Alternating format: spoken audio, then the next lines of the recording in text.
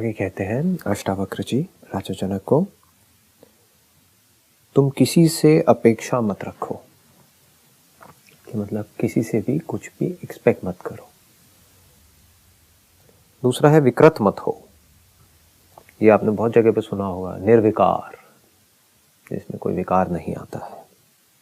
कह रहे हैं कि आप विकृत मत हो। अब किस कॉन्टेक्स्ट में बोल रहे हैं विकृत मत हो, किसको बोल रहे हैं विकृत मत हो? क्योंकि जो आप एक्चुअल में हो, अभी हम यहाँ तक आ चुके हैं, वहां पर तो विकृत होने की गुंजाइश ही नहीं है। विकृत का मतलब होता है कोई विकार आ जाना। विकार का मतलब होता है फॉर्म में कोई चेंज आ जाना।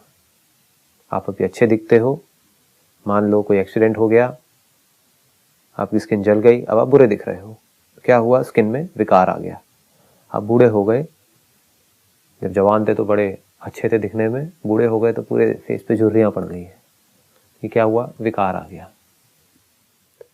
तो आप कह सकते हो कि जो बॉडी है उसमें विकार आता है, उसमें कुछ भी गलत नहीं है।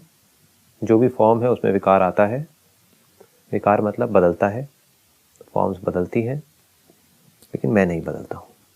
तो किस वे में बोल रहे हैं? ये नहीं कि आप बन जाते हो, आप में विकार आ जाता है, थॉट के लेवल पे आ जाता है। सोचते रहते हो कि हाँ मैं बूढ़ा हो गया हूँ, मैं जवान हूँ, मैं सुंदर हूँ, मैं बदसूरत हूँ। ये सब क्या है? एक सोच ही तो है ना। तो कह रहे हैं ये सब सोचने की भी जरूरत नहीं है।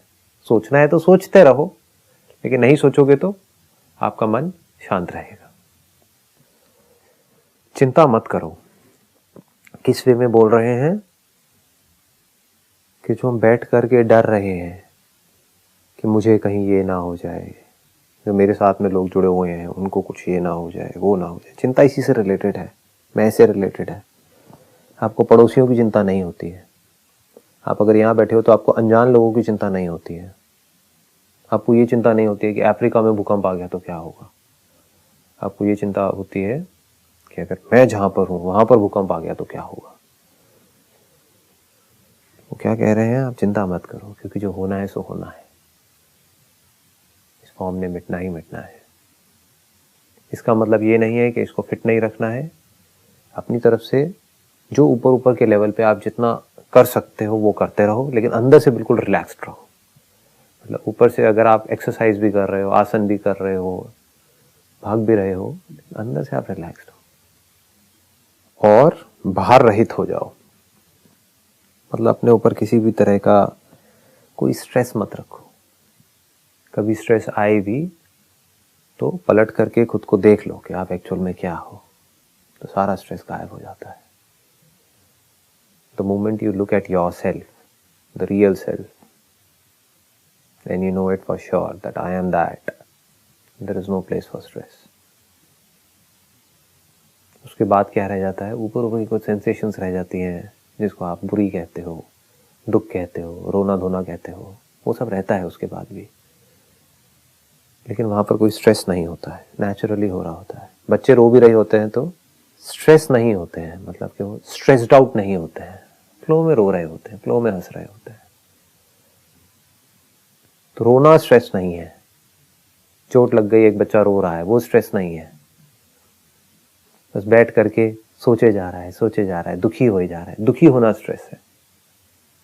ना खुल के हंस रहा है, ना खुल के रो रहा है, दोनों में उसको डर लग रहा है, बहुत ज्यादा सोच रहा है, ये स्ट्रेस है। तो पूरी तरह से भार रहित हो जाओ। किसी तरह का कोई भार अपने ऊपर मत रखो। ये अल्टीमेटली क्या कह रहे हैं? कह रहे हैं आपको, किसको कह रहे हैं? ये आपका जो थॉट है उसको कह रहे हैं, आपकी जो सोच है उसको कह रहे हैं, आपकी जो बुद्धि है उसको कह रहे हैं। इसका कहने का मतलब क्या है कि जो आप एक्चुअल में हो, अपनी बुद्धि को भी वैसा ही रखो। ये आपकी क्वालिटीज बताई जा रही है कि जो रियलिटी है वो किसी से भी अपेक्षा नहीं करती है। वो अच्छे बुरे दोनों के लिए सेम है। वो बायस नहीं है। वो बदले में किसी से भी कुछ भी एक्सपेक्ट नहीं करता है। और जैसे जैसे मैं बोल रहा हूं, आप देख भी सकते हो कि सच है या नहीं है, कि आपका एक्सपीरियंस भी यही कह रहा है या नहीं कह रहा है।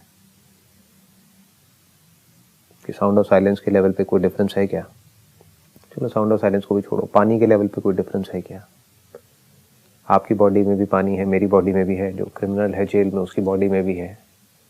जानवरों में भी है, पेड़ों में भी है, पानी के लेवल पे कोई डिफरेंस नहीं है। विकृत मत हो। क्या आप में कोई विकार आता है? जब आप में विकार नहीं आता है तो आपके थॉट में क्यों आता है? जब आप नहीं बदलते हो तो आपके थॉट्स क्यों बदलते हैं? Thought not related to the objects, related to the subject. दो तरह के थॉट्स है ना। रिलेटेड टू ऑब्जेक्ट्स बदल रहे हैं, वो हमको दुख नहीं देते हैं। अभी मुझे चेयर दिखी, दीवार दिखी, लाइट दिखी, ये दिखा, वो दिखा, क्या फर्क है उससे? कुछ कोई सफरिंग थोड़ी है, वहां पर कोई दुख थोड़ी है। मैं से रिलेटेड जो थॉट्स होते हैं वहां पर गड़बड़ होती है। मैं खूबसूरत हूं, मैं बदसूरत हूं, यहां पर प्रॉब्लम है। तो आपको क्या कह रहे हैं कि जो आप एक्चुअल में हो वैसी ही अपनी थॉट प्रोसेस को भी रखो, तो आप शांत रहोगे। आप में एक्चुअल में विकार नहीं आता है, अगर आपकी बुद्धि में भी विकार ना आए तो क्या होगा? सफरिंग खत्म, और भार रहित हो जाओ। जो रियलिटी है वो इस पूरे यूनिवर्स का भार उठाती है, लेकिन उसके ऊपर कोई भार नहीं है। क्यों नहीं है? क्योंकि वो इस यूनिवर्स से अलग नहीं है, वो इसका मटेरियल कॉज है। जैसे अगर एक कंटेनर है, उसमें हम पानी को रखेंगे तो वो कंटेनर भारी हो जाएगा उस पानी की वजह से। तो कंटेनर क्या कर रहा है? पानी का भार उठा रहा है। लेकिन एक समुद्र में लहरें हैं बड़ी बड़ी, उस लहर में पानी है, तो क्या वो पानी उस लहर का भार उठा रही है? क्या पानी लहर का भार उठाता है? तो पानी के लेवल पे कोई भार नहीं है, क्योंकि लहर पानी ही है। तो don't be a container, be the very substance of everything. At the substance level कोई लोड नहीं है, किसी तरह का कोई स्ट्रेस नहीं है। अंतःकरण को शीतल रखो। शीतल मतलब होता है बिल्कुल पीसफुल, मतलब अंदर से आप बिल्कुल पीसफुल रहो। बाहर कुछ भी हो रहा है लेकिन अंदर से बिल्कुल पीसफुल रहो। क्यों रहो? क्योंकि आप एक्चुअल में पीसफुल हो, तभी रह सकते हो, और कोई दूसरा तरीका नहीं है। जहां आप अपनी बॉडी के साथ में आइडेंटिफाई करोगे वहां पर आप पीसफुल नहीं रह सकते, क्योंकि बॉडी पीसफुल नहीं है, वो बदल रही है बहुत तेजी से, उसमें चेंजेस आ रहे हैं। बॉडी से जैसे अपने आप को आइडेंटिफाई करोगे तो आप निर्विकार नहीं रह सकते हो। आपका जो थॉट है वो निर्विकार नहीं हो सकता है।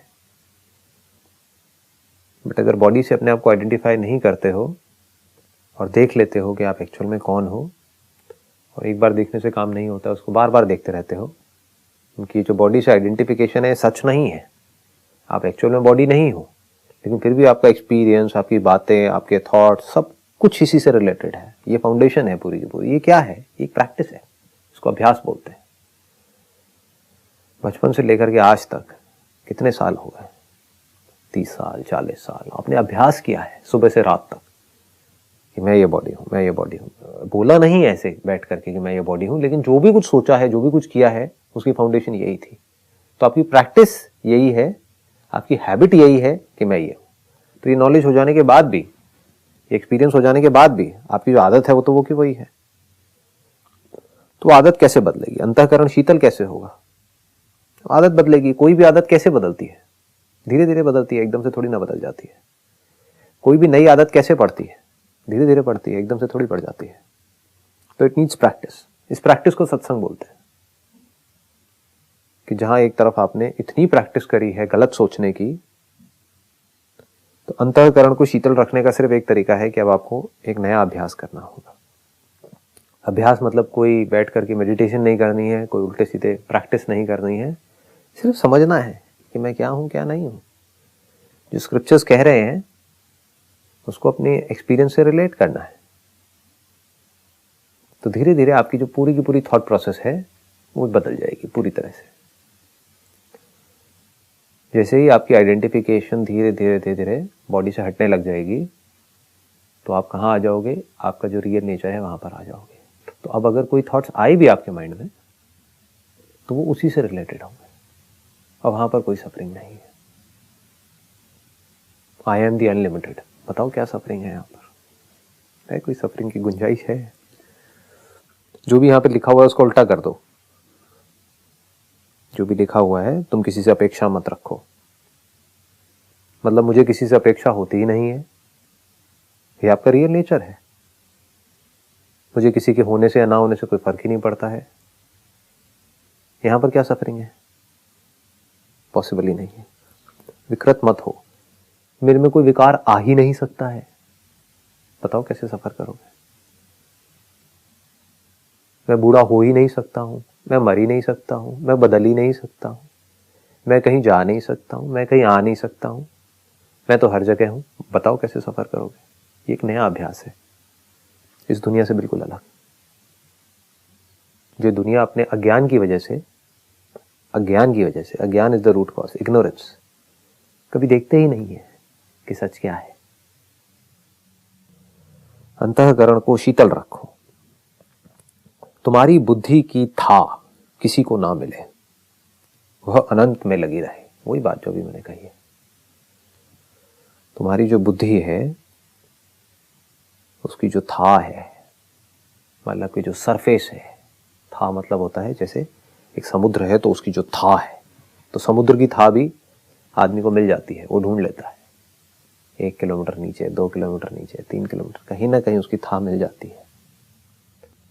लेकिन तुम्हारी बुद्धि ऐसी होनी चाहिए कि उसकी था किसी को मिले ही ना, वह अनंत में लगी रहे।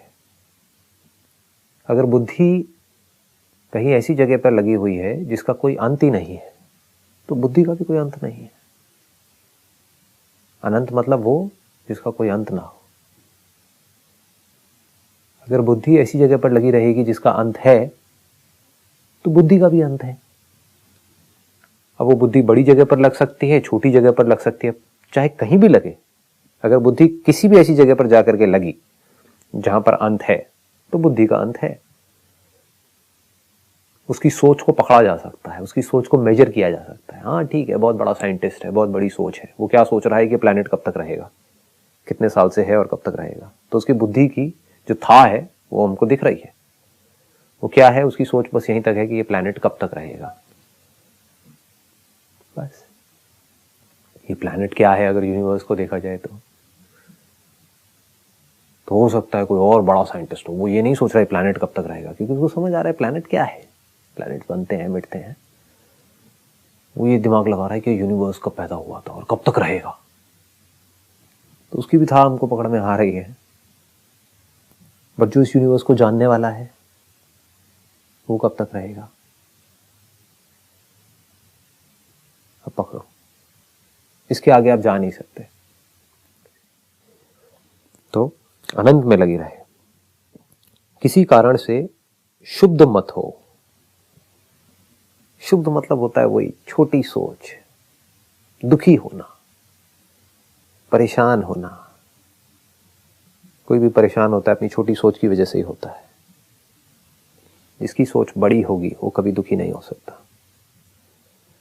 तुम एकमात्र अपने चित्त स्वरूप में ही निष्ठा रखो, मतलब ऊपर ऊपर से जो करने के लिए कर रहे हो वो करते रहो, जो भी अपने सर्वाइवल के लिए कर रहे हो, लेकिन जो अपना ध्यान है वो अपने चित्त स्वरूप में लगाए रखो। नॉट फोर्सफुली, नॉट बिकॉज कि ये काम आपको स्क्रिप्चर ने दे दिया है, नॉट बिकॉज कि अष्टावक्र जी कह रहे हैं, but because you are wise enough. इसके लिए बहुत समझदारी चाहिए। बेवकूफ लोगों को ये बातें समझ नहीं आएंगी कि अपने चित्त को, यानी कि अपने माइंड को, अपने ध्यान को आप अगर अपने स्वरूप में नहीं लगाते हो तो उसका क्या मतलब है, कि आज तक हमको समझ नहीं आया उसका क्या मतलब है। कितनी बार आपने अपना ध्यान इस दुनिया में लोगों के ऊपर लगाया है, चीजों के ऊपर लगाया है, सिचुएशंस के ऊपर लगाया है, इस दुनिया के ऊपर लगाया है, क्या मिला है एंड में, क्या हुआ है? कुछ भी नहीं। बैक टू स्क्वायर वन, इसको कहते हैं। जहां से शुरू किया था वापस घूम फिर के फिर वहीं आ गए। दुख से शुरुआत हुई थी, वापस से दुख के ऊपर ही आ गए। क्योंकि अगर आप दुखी होते ही नहीं आप अकेले होते ही नहीं तो आप किसी से जुड़ते ही नहीं। एक है ऊपर ऊपर लेवल पर जुड़ना, ठीक है वो मेरा पति है पत्नी है, that is at a very surface level. एक है अंदर से अपने पति की वजह से दुखी होना, इसको कहते हैं कि अब आप जुड़ गए। तो जहां भी आपका ध्यान आपके स्वरूप से हटा, जहां भी आपके जो थॉट्स हैं वो आपके स्वरूप के अलावा और सब दुनिया से रिलेटेड आने शुरू हुए, तो अब आप समझ जाओ आप एक कमाल के जाल के अंदर फंस रहे हो। तो अगर चिंतन करना ही है तो अपने स्वरूप का करो। क्योंकि अगर चिंतन पक्का रहा और बिल्कुल वन पॉइंटेड रखा, अगर ये वन पॉइंटेड रहा, ये जो ध्यान है एकमात्र बोला गया है यहां पर, मतलब कि अगर एकमात्र आपका जो ध्यान है वो आपके स्वरूप में ही लगा रहा तो क्या होगा? अगर इस तरह का चिंतन चलता रहा तो क्या होगा? एक दिन चिंतन के लिए भी कोई गुंजाइश बाकी नहीं रह जाएगी। क्या चिंतन करोगे?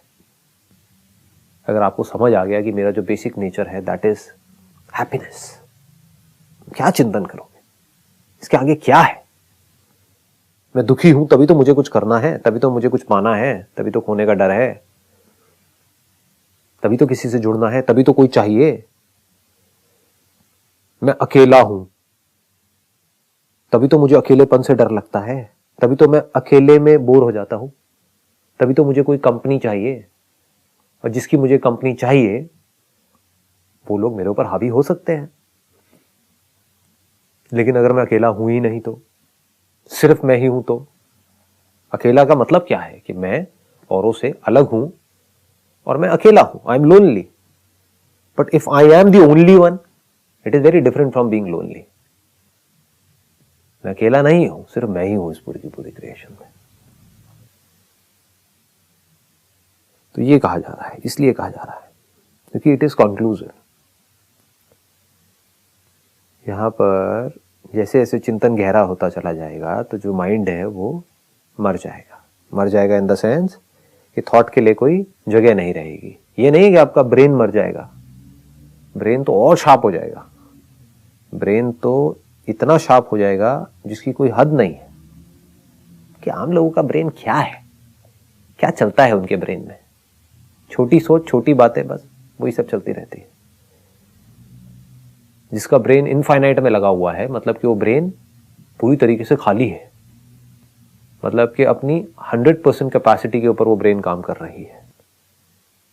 जो कंप्यूटर जब हम नया लेते हैं तो उसकी परफॉर्मेंस बहुत अच्छी होती है, कुछ महीने बाद बिल्कुल बेकार हो जाती है, फिर तो हैंग हो जाता है। क्यों? क्योंकि कंप्यूटर जितना खाली रहेगा, जितनी उसमें फ्री स्पेस रहेगी, उतना ही कंप्यूटर तेज है। तो लोग इसका मतलब क्या निकाल लेते हैं कि माइंड मर जाएगा, मतलब इससे भी डरने लग जाते हैं। माइंड मर जाएगा मतलब स्ट्रेस रिलेटेड जो थॉट्स हैं वो मर जाएंगे, दुख मर जाएगा, फालतू की टेंशन मर जाएगी, स्ट्रेस मर जाएगा। ऐसे थॉट जो आपको नीचे गिराते हैं वो सब मर जाएंगे। तुम एकमात्र अपने चित्त स्वरूप में ही निष्ठा रखो। तो क्या होगा? आपकी जो ब्रेन है वो पूरी तरह से एकाग्र हो गई। आपका जो ध्यान है वो पूरी तरह से एकाग्र है। अब वो ध्यान इतना शार्प हो जाएगा कि आप एक सेकंड में वो काम कर सकते हो जो दुनिया लाखों करोड़ों सालों में भी नहीं कर सकती। तो इतनी तीखी आपकी नजर हो जाएगी।